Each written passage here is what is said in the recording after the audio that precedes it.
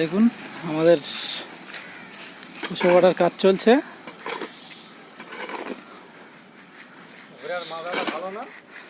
আমাদের ছাদের গাঁথনির কাজটা হয়ে গেছে, মশলা মাখানো চলছে। প্রচণ্ড গরমের দিনে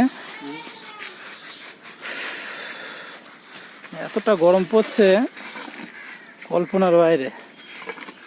প্রচণ্ড গরম, প্রচণ্ড।